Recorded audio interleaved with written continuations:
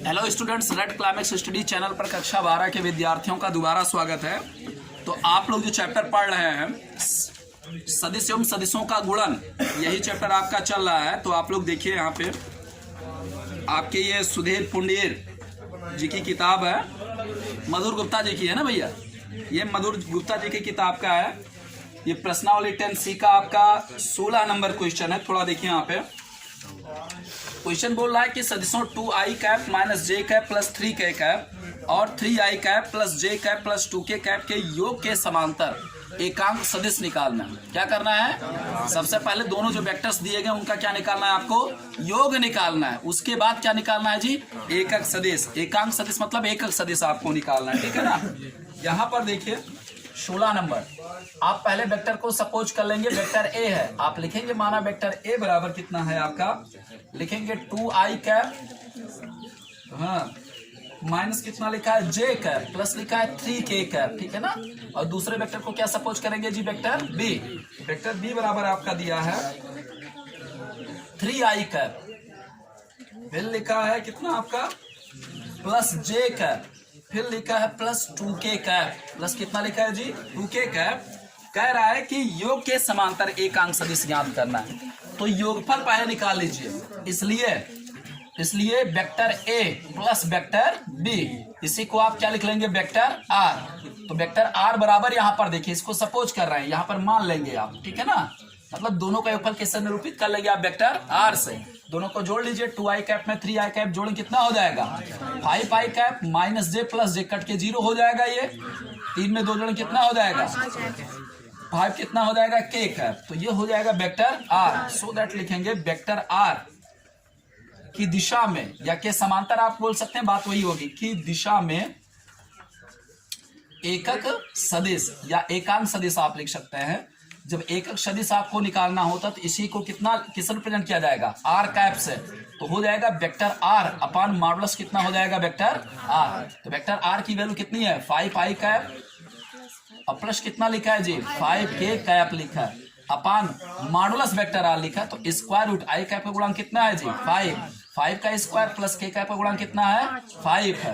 5 का स्क्वायर हो जाएगा, j कैप का गुणांक है नहीं तो लिखने की कोई आवश्यकता नहीं है। तो 55 25 प्लस 25 गुना कितना हो जाएगा? 50। तो यहाँ पे लिखेंगे 5i कैप प्लस कितना हो जाएगा? 5k कैप, ठीक है ना। और बटन भाई साहब कितना हो जाएगा? Square root 50। स्क्वायर रूट 50 को क्या लिख सकते हैं? 5 गुणे 2, यानी 5 बाहर निकल जाएगा स्क्वायर रूट 2 से, ठीक है ना। यहां से देखिए अंश में से भी आप 5 क्या ले लेंगे? कॉमन ले लीजिए। तो 5 गुणे कितना हो जाएगा? i कैप प्लस कितना हो गया आपका? k cap. और बटन कितना हो जाएगा? 5। स्क्वायर रूट कितना हो जाएगा? 2। 5 के 5 5 के 5। तो आ जाएगा i कैप प्लस कितना हो जाएगा? k कैप अपान कितना हो जाएगा? स्क्वायर रूट 2 हो जाएगा, ठीक है ना। यही क्या हो जाएगा आपका आंसर। नोट कर लीजिए, सवाल बढ़िया है, आपके बोर्ड पेपर में ऐसे पूछा जाता है, यही सब पूछेगा। हाँ देखिए अगला क्वेश्चन है, ये क्वेश्चन नंबर 19 यानी 19 नंबर है। कह रहा है कि ट्रायंगल एबीसी में यानी त्रिभुज एबीसी में आपको दिया है कि बिंदुओं ए बी और सी के स्थित सदिश क्रमशः इतने हैं। तो आपको प्रूव करना है कि त्रिभुज एबीसी समकोणीय है। समकोणीय का मतलब समझते हैं ना? समकोणीय का मतलब पाइथागोरस प्रमेय। तो पाइथागोरस प्रमेय मतलब अगर 3 भुजाएं ए बी बी सी और क्या है? सी है, तो जो कर्ण आपका होगा उसका स्क्वायर दोनों अन्य भुजाओं के वर्गों के योगफल के क्या होगा? बराबर होगा। ओके, तो यहाँ पर दिया गया है, देखिए चाक पहले बढ़िया से ले लें भाई, देखिए ये रहना वैसे। त्रिभुज एबीसी में देखिए, त्रिभुज एबीसी में एबीसी के स्थित सदिश दिया है, ऐसा लिखेंगे आप, लिख लीजिएगा दिया है। इससे सदिश आपको वैसा नहीं लिखना है, आप लिखेंगे वेक्टर ओए। तो पहला वेक्टर दिया गया है 2i कैप माइनस जे कैप प्लस कितना लिखा है भाई साहब? k कैप लिखा है। और फिर लिखा है वेक्टर ओबी बराबर, जब वेक्टर ओबी यहाँ पर दिया गया है i cap minus 3j cap और माइनस कितना लिखा है? 5k cap. और वेक्टर ओसी बराबर देखिए आपका दिया है 3i cap minus 4j cap और माइनस कितना लिखा है? 4k कैप लिखा। ओके, यहाँ पर कह रहा है कि आपको दिखाना क्या? एक समकोणीय त्रिभुज है। कैसा त्रिभुज है जी? समकोणीय। तो पहले तीनों साइड से इसकी निकाल लेंगे। देखो ना अगर आप ट्रायंगल बनाएंगे, ये मान लीजिए ए है शीर्ष, ये बी है, ये क्या है, तो ओ बिंदु यहाँ पर स्थिर रखना पड़ेगा। तो ये वेक्टर ओ ए आपको दिया है, वेक्टर ओ बी आपको यहाँ पर दिया है, और ये वेक्टर कितना दिया है जी, ओ सी, ये दिया गया है। तो आप क्या निकालेंगे, पहले ए बी, फिर बी सी, फिर ए सी या सी ए, चाहे जो आप निकाल लीजिए क्रम से। सो दैट आप लिखेंगे वेक्टर ए बी बराबर, तो वेक्टर ए बी में क्या निकलेगा जी, वेक्टर ओ बी माइनस कितना हो जाएगा, वेक्टर ओ ए। समझ रहे हैं ना। तो ओ बी में से ओ ए घटा लो इसी समय, आई में से 2i घटाएं कितना हो जाएगा, माइनस आई कैप, माइनस 3j कैप, फिर माइनस गुणा करेंगे कितना हो जाएगा, प्लस। तो 1 में से 3 घटाएं कितना हो जाएगा, माइनस 2j कैप। ओके, फिर देखिए यहाँ पर घटाएंगे तो यहाँ पे माइनस का चिन्ह लगेगा, तो -1 -5 कितना हो जाएगा, -6 कितना हो जाएगा, k कैप। ओके, यहाँ पर क्या हो जाएगा आपका वेक्टर ए बी बराबर। ठीक, अब क्या निकालेंगे, वेक्टर क्या निकाल लीजिए, वेक्टर बीसी निकालेंगे, तथा यहाँ पर लिखेंगे वेक्टर बीसी बराबर, तो वेक्टर बीसी बराबर क्या हो जाएगा, वेक्टर ओसी माइनस वेक्टर ओबी हो जाएगा। तो ओसी की वैल्यू कितनी दी गई है, 3i कैप, 3i कैप में से i कैप घटाइए तो कितना हो जाएगा, 2i कैप, फिर देखिए -4j कैप, फिर माइनस गुणा क्या हो जाएगा, प्लस।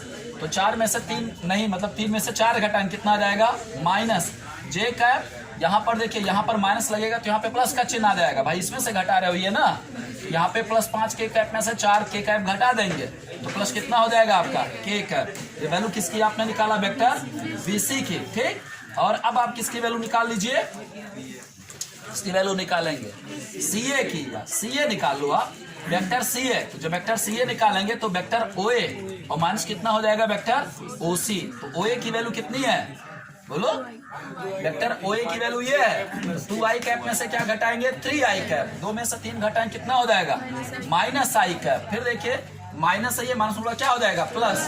तो यहाँ पे 5 मतलब 4 में से 1 घटा दें कितना हो जाएगा, 3 + 3j कैप हो जाएगा। सेम कंडीशन, आपके में से ये घटाने चल रहा है ना, तो यहाँ पे माइनस का चिन्ह है ऑलरेडी, माइनस होगा क्या हो जाएगा, प्लस। 4 में 1 जोड़ देंगे कितना हो जाएगा, कितना हो जाएगा, 5k कैप। ओके भैया, ये किसकी वैल्यू हो जाएगी, वेक्टर CA की वैल्यू। ठीक, इसकी वैल्यू आपने निकाल लिया CA। अब देखिए, जब यहाँ पर पाइथागोरस प्रमेय लगाएंगे तो मॉडुलस यानी भुजाओं की लंबाइयों का वर्ग जो होता है, यही तो होता है भाई। समकोण त्रिभुज में भुजाओं की जो भुजाइयां, मतलब भुजाएं जो होती हैं, भुजाइयां मैं बोल रहा हूँ, क्या होता है जी, भुजाएं जो होते हैं, तो वहां पर कर्ण का मतलब कर्ण का यहाँ पर जो CA आप देखिए, इसमें सबका पहले मॉडुलस निकालेंगे। क्या निकालेंगे आप, मॉडुलस। तो उनका परिमाण निकलेगा, क्या निकलेगा, परिमाण। जब परिमाण निकलेगा तो सबसे बड़ी भुजा होगी उसका स्क्वायर करेंगे, और जो दोनों अन्य छोटी भुजाएं रहेंगी उनका स्क्वायर करके जोड़ लेंगे। तो आप देखेंगे यदि उनकी वैल्यूज यानी योगफल छोटी भुजाओं का बड़ी भुजा के क्या है, वर्ग के स्क्वायर के बराबर है, तो आप क्या बोलेंगे जी, समकोणीय है। ठीक है ना। तो यहां पर आप लोग देखिए, हाँ भैया, modulus, so that mod of vector A B. तो वेक्टर ए बी का जब आप मॉडुलस निकालेंगे तो स्क्वायर रूट, यहां पर i कैप का गुणांक देखिए कितना है, -1 है। क्या लिखेंगे भैया, -1 का स्क्वायर, प्लस यहां पर लिखेंगे कितना है, j का गुणांक कितना है, -2 का स्क्वायर, फिर प्लस देखिए यहां पर कितना हो जाएगा, -6 का स्क्वायर। तो एक ही बार में कैलकुलेट कर लीजिए, तो यहाँ पर आ जाएगा 1, यहाँ पर कितना होगा 4, यहाँ पर 36, 36 4 40 कितना हो जाएगा 41। तो स्क्वायर रूट कितना लिख दीजिए आप, 41 हो जाएगा। मॉड ऑफ वेक्टर BC आप निकाल लीजिए। तो वेक्टर BC का जब आप मॉडुलस निकालेंगे तो स्क्वायर रूट, यहाँ पर B का गुणांक कितना है, 2 है, तो यहाँ पर आप क्या लिखेंगे भैया, 2 का स्क्वायर, प्लस यहाँ पर देखिए J का गुणांक कितना है, -1 है, तो -1 का स्क्वायर प्लस K का गुणांक कितना है, 1 है, तो 1 का स्क्वायर कितना हो जाएगा जी, 2 दूना 4, 4 1 5 1 कितना हो जाएगा, स्क्वायर रूट कितना हो जाएगा 6। और वेक्टर कितना निकालेंगे आप, CA। तो मॉड ऑफ वेक्टर CA जब आप निकालेंगे तो यहाँ पर आ जाएगा स्क्वायर रूट के अंदर आप क्या लिखोगे भैया, i का गुणांक कितना है, -1 है, तो -1 का स्क्वायर, प्लस देखिए J का गुणांक कितना है, 3 है, तो 3 का स्क्वायर, और K का गुणांक कितना है, 5 है, तो 5 का स्क्वायर। तो 5 25 3 त्रिका 9 कितना हो जाएगा, 10 और 25 कितना हो जाएगा, 35, 10 और 5 कितना, वो 10 और 25 कितना हो जाएगा, 35। तो यहाँ पे सबसे बड़ी भुजा क्या दिख रही है परिमाण में, स्क्वायर रूट 41, अर्थात mod of vector A B. तो यहाँ पर आप स्क्वायर कर लीजिए, so that mod of vector A B square बराबर कितना हो जाएगा स्क्वायर रूट 41 का स्क्वायर। जब इसका स्क्वायर करेंगे तो रूट का चिन्ह क्या हो जाएगा, स्क्वायर रूट का चिन्ह हट जाएगा, तो यहाँ पर कितना आ जाएगा 41, तथा इन दोनों के मॉडुलस के वर्गों का योगफल क्या करेंगे, जोड़ लेंगे। तो मॉड ऑफ वेक्टर कितना है BC का square plus mod of vector CA का स्क्वायर, ये बराबर आपका हो जाएगा स्क्वायर रूट 6 का स्क्वायर प्लस स्क्वायर रूट कितना हो जाएगा 35 का स्क्वायर। तो कितना हो जाएगा जी 6 प्लस कितना हो जाएगा 35, तो 6 प्लस 35 करेंगे तभी कितना हो जाएगा 41। ठीक है ना, इसे इक्वेशन फर्स्ट मान लेंगे, इसे क्या मानेंगे सेकंड लिखेंगे। समीकरण फर्स्ट हुआ सेकंड से, समीकरण फर्स्ट हुआ सेकंड से, तो समीकरण फर्स्ट हुआ सेकंड से जब आप लिखेंगे तो आप देख रहे हैं कि मॉड ऑफ वेक्टर AB का स्क्वायर बराबर mod of vector BC square plus mod of vector कितना है आपका CA स्क्वायर। ओके भैया, इसलिए दिए गए शीर्ष क्या है जी, एक समकोण त्रिभुज का शीर्ष है या त्रिभुज ABC एक क्या है समकोणीय है, लिखेंगे। इसलिए त्रिभुज ABC क्या है जी, समकोणीय त्रिभुज है। नोट कर लीजिए सवाल, सो प्रूव्ड आपका हो जाएगा। बढ़िया सवाल है, कई बार एग्जाम में आपसे पूछा है। देखिए सवाल अगला है आपका, सुधीर कुमार कुंडेल जी की किताब है ये। देखिए सवाल आपसे कह रहा है कि यदि वेक्टर A, वेक्टर B और वेक्टर C कोई 3 अशून्य असमतलीय सदिश है, ठीक है ना। अशून्य का मतलब वेक्टर A, वेक्टर B और वेक्टर C कभी भी शून्य नहीं होगा, ठीक है ना। तो यहां पर बोल रहा है कि vector A plus vector B plus vector C, और लिखा है vector A plus vector B minus 2 गुणे वेक्टर C, फिर कामा लगा है, यानी ये दूसरा सदिश आपका है, और लिखा है वेक्टर A माइनस 3 गुणे vector B plus vector C, तथा चौथा दिया गया आपका 3 गुणे vector A minus vector B minus vector C।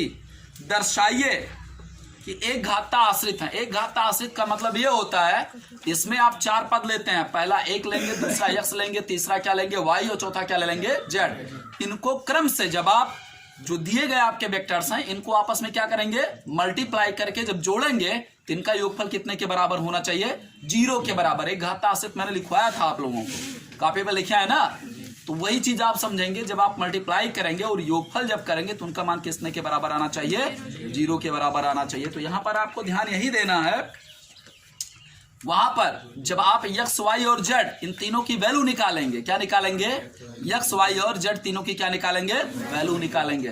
तीनों की वैल्यू भी 0 के बराबर नहीं आनी चाहिए, ठीक है ना। आप समीकरण तैयार करेंगे, समीकरण से क्या करेंगे, आप मान निकालेंगे। क्या निकालेंगे, आप मान निकालेंगे। मान निकालने के पश्चात आप देखेंगे कि उसमें x, y और z इन तीनों की वैल्यू 0 नहीं है। जब 0 नहीं रहेगा तो एक घाता क्या हो जाएगा, आश्रित हो जाएगा, ठीक है ना। यहां पर आप लिखेंगे 15 नंबर में, माना एक x, y और z ऐसी राशियां हैं कि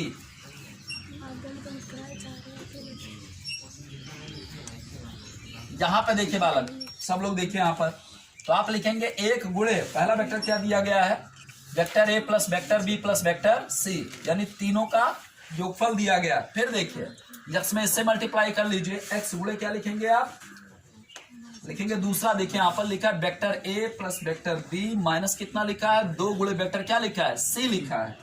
फिर प्लस देखिए यहां पर लिखा है y गुणे आप लिखेंगे, कितना लिखेंगे आप, जो तीसरा आपका दिया गया है, 15 नंबर क्वेश्चन है ना, a plus B minus 2c, फिर वेक्टर a, फिर माइनस लिखा है 3 गुणे वेक्टर क्या लिखा है b, प्लस कितना लिखा है वेक्टर c, प्लस यहां पर देखिए y के बाद क्या आएगा जी, z आएगा। z गुणे कितना लिखेंगे आप, 2 गुणे वेक्टर a, 2 गुणे vector a minus vector b minus क्या हो जाएगा, वेक्टर c। ये इक्वल कितना हो जाएगा जी, 0 हो जाएगा। कितना हो जाएगा जी, 0 हो जाएगा। यहां से आप x, y, z की वैल्यूज आप फाइंड आउट करेंगे, ठीक है ना। तो यहां पर देखिए इनको पहले अंदर गुणा कर लीजिए, वेक्टर a, वेक्टर b और वेक्टर c कॉमन लेंगे आप। तो यहां पर देखिए वेक्टर a में 1 से गुणा करेंगे, क्या बचेगा आपका, 1 बचेगा। यहां पर मैंने क्या बोला, वेक्टर a पहले यहां से कॉमन लीजिए, यहां से कॉमन लेने का मतलब यह है x से अंदर मल्टीप्लाई करेंगे, y से अंदर मल्टीप्लाई करेंगे और z से अंदर मल्टीप्लाई करेंगे, ठीक है ना। तो इसी समय कॉमन लेते चलो, तो 1 प्लस यहां पर हो जाएगा। यहां पर वेक्टर a आपने कॉमन लिया तो क्या बचेगा जी, x बचेगा। y से वेक्टर a में गुणा करेंगे, y गुणे वेक्टर a आपने कॉमन लिया, प्लस कितना हो जाएगा आपका, y हो जाएगा। फिर z से जब अंदर 2 गुणे वेक्टर a में गुणा करेंगे कितना हो जाएगा, प्लस 2 गुणे कितना हो जाएगा जेड गुणे कितना हो जाएगा वेक्टर ए, ठीक है ना।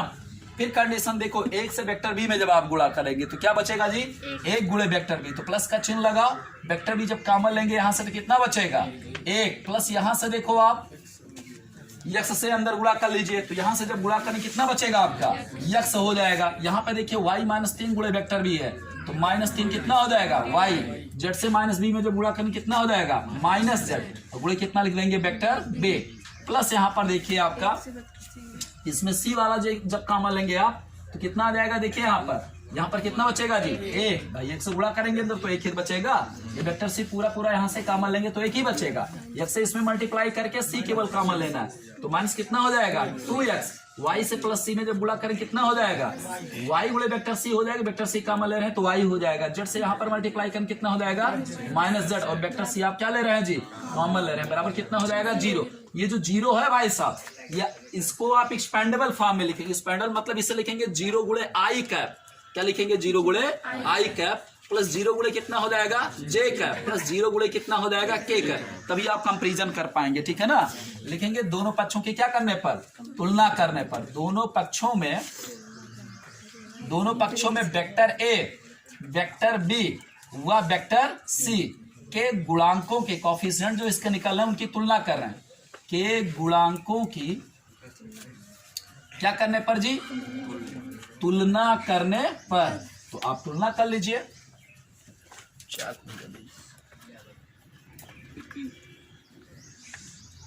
तो यहां पर देखिए वेक्टर एक गुणांक उधर 0 है ना, यहां पर आई नहीं लिखेंगे भाई, गलत हो गया, यहां पर वेक्टर ए लिख लेंगे, ठीक भैया ना। यहां पर क्या लिखेंगे वेक्टर बी, और यहां पर वेक्टर क्या लिखेंगे सी लिखेंगे, ओके। तो यहां पर जब आप लिखेंगे तो कितना हो जाएगा 1 + x + y प्लस कितना हो जाएगा 2z, ये बराबर कितना हो जाएगा 0। इक्वेशन पहला तैयार हो गया, दूसरा क्या तैयार होगा 1 + x - 3y - z बराबर कितना हो जाएगा आपका 0, इक्वेशन सेकंड तैयार हुआ। और थर्ड वाले में क्या हो जाएगा 1 - 2x प्लस कितना है y - z, ये बराबर कितना हो जाएगा 0। ये समीकरण नंबर क्या हो जाएगा 3। यहाँ पे 3 समीकरण है, 3 समीकरणों से 3 की वैल्यूज निकालनी है, x y और z, समझ रहे हैं ना। ये अदिश राशियां हैं, यहाँ पर क्या लिखवाया मैंने, ऐसी राशियां ना, ये अदिश राशियां, कैसी राशियां हैं जी अदिश राशियां। तो x y और z की जो वैल्यू निकलेगी वो वेक्टर में नहीं निकलेगी, वहां पे उनके मापांक मतलब परिमाण में निकलेगी, यानी संख्यात्मक मान में निकलेगा, ठीक है ना। तो हल करके भैया मान निकालो, आप लोग निकाल लेंगे भाई। 3 समीकरण हल करके किसका मान निकालना है x y और z का। जब 3 समीकरण हल करके x y और z का मान निकालेंगे तो वहां पर जो वैल्यू आनी चाहिए x y और z, उनमें किसी का भी मान शून्य के बराबर नहीं होना चाहिए, बस इतना ध्यान देंगे। अगर शून्य के बराबर हो गया तो एक घात आश्रित नहीं रहेगा, ठीक है ना। तो आप यहाँ पे लिख लेंगे x और y और z। देखो कैसे हल किया जाएगा। यहाँ पर जो बच्चे वीडियो देख रहे हैं यहाँ पर ध्यान दीजिए, यहाँ पर देखिए x का कोएफिशिएंट 1 है, यहाँ पर भी x का कोएफिशिएंट क्या है 1 है, घटा दो, समीकरण 1 माइनस क्या लिख लेंगे 2 लिख लेंगे, ठीक है ना। जब समीकरण 1 में से क्या घटाओगे भैया 2 घटाओगे तो x क्या हो जाएगा कट जाएगा, हल कर लेंगे ना, x कट जाएगा 1 कट जाएगा, किसके रूप में आपका इक्वेशन बनेगा y और z के रूप में, ठीक है ना। फिर चाहे आप तीसरे और पहले को हल कीजिए या सेकंड और किसको हल कीजिए थर्ड को हल कीजिए, ठीक है ना। आज थोड़ा मेरा फोन आ गया था तो आप लोग थोड़ा देखिए, यहाँ पर मैंने क्या बताया, समीकरण 1 में से सेकंड क्या करेंगे आप घटा देंगे, तो किसके रूप में निकलेगा y और z के रूप में आपका एक इक्वेशन प्राप्त होगा, ठीक। उसके बाद आप चाहे पहला समीकरण और तीसरा ले लीजिए या दूसरा और तीसरा ले लीजिए, ठीक है ना। इनके कोएफिशिएंट बराबर, देखिए यहाँ पर x जैसे लिखा है, देखो यहाँ पर जब आप सेकंड और थर्ड लेंगे तो यहाँ पर x गुणांक 1 है और यहाँ पर x गुणांक कितना है भाई साहब 2 है ना। अरे 2 मतलब -2 है, चिन्ह तो अभी बाद में एडजस्ट कर लिया जाएगा। तो समीकरण सेकंड में पहले 2 से गुणा कर लीजिएगा, ठीक। तब उसके बाद सेकंड और थर्ड क्या करेंगे जोड़ लेंगे, क्योंकि यहाँ पर देखिए +2x आएगा, यहाँ पर -2x है, जब जोड़ेंगे तो 2x क्या हो जाएगा कट जाएगा। फिर y और z के रूप में एक दूसरा समीकरण तैयार होगा, ठीक है ना। फिर जब इस समीकरण को और जो पहले आपने निकाला उसको क्या करेंगे हल कर लेंगे, ठीक है ना। हल करना आता है ना सबको, तो हल कीजिएगा, y और z की वैल्यू निकलेगी, उठा के चाहे समीकरण 1 में चाहे सेकंड या फिर थर्ड किसी में एक में रख देंगे, आपका क्या आ जाएगा x और y और किसका मान आ जाएगा z का मान आ जाएगा। बस इतना ध्यान रखना है कि कैलकुलेशन करने के पश्चात x y और z की वैल्यू शून्य नहीं आनी चाहिए, अगर शून्य आ गई तो एक घात आश्रित नहीं होगा।